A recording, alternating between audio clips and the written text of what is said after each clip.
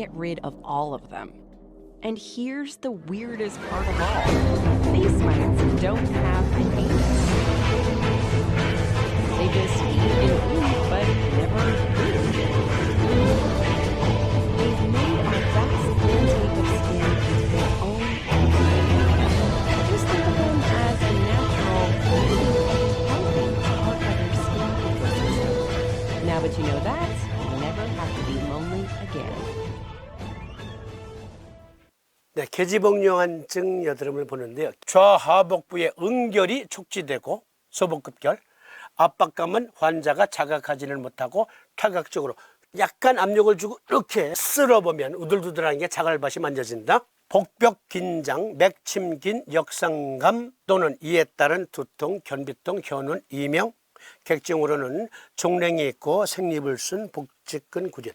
이게 종냉. 고박열학과 함께 살핀다 그랬잖아요. 어떤 분이 저한테 아니 나는 한여름에도 버선을 신지 않으면 발이 시려서 견딜 수 없다고. 어떤 할머니. 그래서 내가 불문곡직하고 신정격에 해당하는 경혈에 자석을 붙여드렸지. 그랬더니 할머니가 한 10분쯤 후에 아니 발이 좀 따뜻해지네. 그래서 내가 아유 판단 잘했다 하고 갔지. 근데 그 다음날 그 할머니를 다시 만나게 됐는데 그 할머니 와 아이고 내가 밤새 한잠도 못 잤다고. 왜요? 아니 가슴이 화닥화닥거리고 몸에 열이 나서 입을 차내 건지고 난리가 났다고. 발은 여전히 시리면서 몸에 열이 나더라고. 그래. 그래서 내가 아이고 내가 매너리즘에 빠졌구나 해서 자세히 살피고 방광 정격을 놔드렸더니 발이 따뜻해졌대. 네, 종냉 무조건 냉증이라고 보시면 안 돼요. 환자가 어떠한 병증을 호소할 때 왜 그러한가를 살펴야 된다. 왜 그러한가를 살펴야 된다. 여기에서 종냉은 애떠모멘 상태로서의 냉증이 아니에요. 속에 열을 뭉쳐져 있고 이것이 위로 상기되면서 배꼽 이하에는 오히려 열기가 가지 않을 수가 있어요. 국소적으로 냉감을 호소하는데 이것은 전체적인 애떠모멘 상태에서의 전체적인 냉증이 아니다. 여기 열과 한 해서 허증 이렇게 되어 있죠. 어혈이 있는 계지복용환증. 어혈이 있는 계지복용환증. 이것은 완벽한 허증이라는 말이 아니고요. 도핵승기탕증에 비해 상대적으로 허증이다라는 말이에요. 그리고 여기 보시면 도핵승기탕 플러스 의인인, 티오계지탕 플러스 의인인, 가미소유산 플러스 의인인, 계지복용환 플러스 의인 등등이 나오죠. 율무 가하는 거예요. 율무. 그리고 여드름증에 율무를 아주 곱게 갈아서 계란 노른자에 이렇게 개서 이렇게 발라도 또 염증 해하는데 도움이 되기도 해요. 일단 우리는 방약과 그리고 사암침법에 주목합시다. 차방은 양증 구어혈제의 대표약이며 여성 호르몬을 조종하는 작용이 있다. 여성 호르몬을 조종하는 작용이 있다. 본방증임을 확인하기 위해서는 소복급결의 복증으로 알 수 있으나 대용으로 위중혈 자리에 실지렁이 같은 혈관의 존재와 해질 무렵부터 야간의 증상이 심해지는 것으로 차증이 유함을 할 수 있다. 이거 중요한 진단 방법이에요. 지금 한방가에서 직접 환자들을 케어하시는 분들 잘 봐주세요. 여기 조필영 박사의 말씀은 무슨 말이냐면 어혈증이 있다. 소복급결 또는 심부정맥류 등의 정맥류에 의한 어혈증이 있다 할 때는 위중혈 아시죠? 오금. 네, 위중혈체를 보면 실지렁이처럼 이렇게 돌출된 정맥류가 보인다. 한번 확인해 보세요. 내일 당장 내원하는 환자들 한번 살펴보세요. 어혈증이 있는 환자들. 열이면 최소한 7명은 있어요.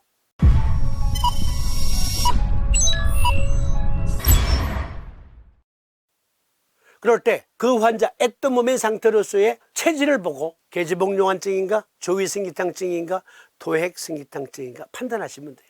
팁을 하나 드렸습니다. 다시 읽어드립니다. 본방증임을 확인하기 위해서는 소복급결의 복증으로 알 수 있으나 대용으로 위중혈 자리에 실지렁이 같은 혈관의 존재와 해질 무렵부터 야간의 증상이 심해지는 것으로 계지복용환증의 유함을 알 수도 있다. 차증은 상열 한행이 있고 어혈괴가 있는 사람에게 지적이나 만일 상충 한행이 심하지만 어혈괴가 없다면 온경탕을 생각한다. 예. 그러니까 허혈, 이건 완벽한 허혈이다. 그런데 환자는 냉증을 더 호소한다. 그리고 때때로 허혈이 위로 뜨면서 입술이 부르트고 갈라진다. 입에서 단내가 난다. 그런데 이것은 실혈이 아니다. 왜? 물어보면 알잖아. 생리 때 또는 생리 전후로, 아니 평상시에 만약에 냉대하 색깔이 희박하면서 귀저귀를 차야 될 정도로 물 냉대하를 호소하고 있다. 그건 완벽한 허증이죠. 혼행증이죠. 온경탕증이거나 당귀 자격산증이죠. 도액성기탕증, 계제복용환증에서는 냉대하 색깔이 귀저귀를 차야 될 정도로 물컹물컹 많이 나오는 그러한 게 아니고 노란색에 가깝습니다. 짙은 색이면서 짙어요. 점도가 높아요. 그런 것도 확인해야 된다고. 그런 것도. 처방증에 더하여 신경통, 류마티스가 있으면 생강 감초를 가하여 쓰는데 이를 갑자탕이라 한다. 김이 죽은 깨 여드름을 치료할 때, 이건 조필영 박사가 전주에 조약국을 운영할 때의 경험. 다시 읽어드립니다. 김이 죽은 깨 여드름을 치료할 때 차방과 L시스테인을 함께 처방했더니 효과를 본 적이 많았다. 계제복용환증에 의한 여드름 증세 많습니다. 많아요. 주증과 객증을 확인하고 위증혈처에 실지렁이 같은 정맥류가 만져진다. 복진을 해보니까 우들두들한 자갈밭이 만져진다. 정맥류이거나 또는 림프절이 부은 거예요. 여드름 치료를 위해 스테로이드를 장기 연용하면 안면에 실핏줄이 두드러지고 부종 등의 부작용을 어쩔 수 없이 감당해야 하는 경우가 많은데, 조필영 박사는 계제복용환과 소시호탕 그리고 오룡산 과립으로 치료하여 모두 기효를 보았다고 임상례를 밝혔다. 그러나 탕약으로 조제하면 방이 어지러워 듣기를 이루기 어려울 수도 있으므로 세 가지 처방을 합방할 땐 과립제 한약 사용을 권장한다. 즉 무슨 말이냐면 스테로이드성 여드름이 있어요. 스테로이드가 여드름을 혹은 피부염을 일시적으로 가라앉혀 줄 수 있어요. 억누르는 거예요. 엄밀히 말하면 숨기는 거예요. 말씀드렸죠? 여드름 역시 항원과 면역세포가 싸울 때 돋아나는 거예요. 싸우니까. 피부에서 싸우니까. 그러면 스테로이드 제제를 바르면 스테로이드제가 침투해서 어떠한 명령을 내리냐면 누구한테? 면역세포한테. 야, 너 싸우지 마.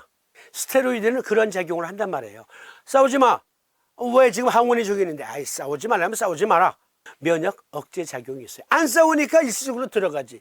그런데 여드름균은 계속 속으로 들어갔다. 그래서 만져보니까 속에 우들두들한 게 만져져.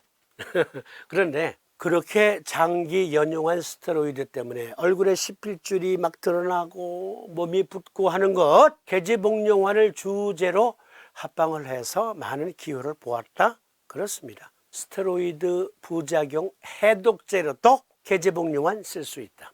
삼심 적용은 태백태연을 보하고 곡지사하는 어혈방 그리고 소장 정격을 양쪽에 다 놓는다. 계제복용환 정증일 때의 여드름, 그리고 여드름은 스테로이드 부작용에 의한 2차 감염으로 발전하기도 하는데, 그렇습니다. 여드름이 스테로이드성 여드름이 있어요. 그러니까 예를 들어서 어쩔 수 없이 어떤 장기 이식을 받았거나 자가 면역적인 상태의 병증이거나 할 때 일단 값싼 약은 스테로이드, 부신피질 호르몬제를 복용시키는 거예요. 프레드니솔론, 코티코스테로이드 계열의. 네. 그러면 일단 면역력이 억제되거든요. 그로 인해서 여드름이 증폭이 되는 경우가 또 있어요. 오히려 증폭이 된단 말이에요. 증폭이 돼. 그걸 가리켜 스테로이드성 여드름이다 라고 말하기도 해요. 그거 어쩔 수 없잖아.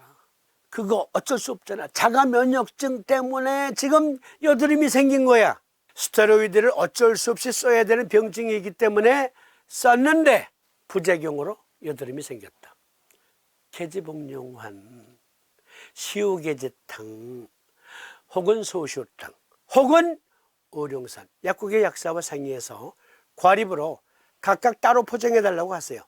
계제복용환 따로, 소시호탕이나 혹은 시우계제탕 따로, 오룡산 따로.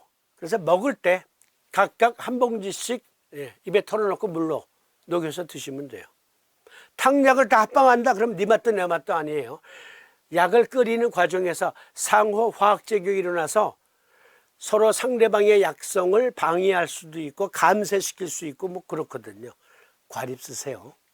자, 스테로이드성 여드름이라는 게 이런 거예요. 이거 잘 보세요. 특히 오해하지 마세요. 지금은 아니라고. 옛날 깡패들 남에게 위압감을 주기 위해서 몸집을 키우는 거야. 그럴 때 먹었던 게 뭐예요? 아나볼릭 스테로이드, 단백동화 스테로이드라는 거예요. 옛날에 깡패들이 먹었던 거.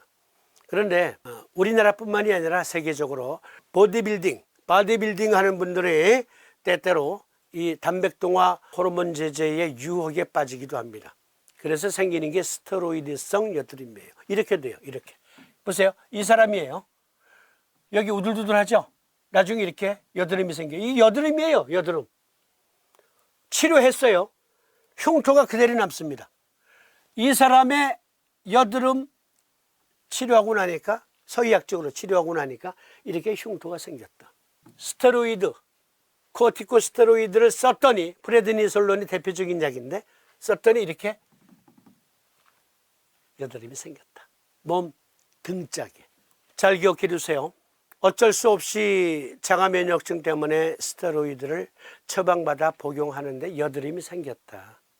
그러면 개제복용환, 소시오탕, 의룡산 약국의 약사와 상의하세요. 혹은 한의사와 상의하세요. 그러면서 간전격, 소장전격, 농포가 심하면 간전격, 비전격 쓰시면 됩니다. 간전격, 비전격.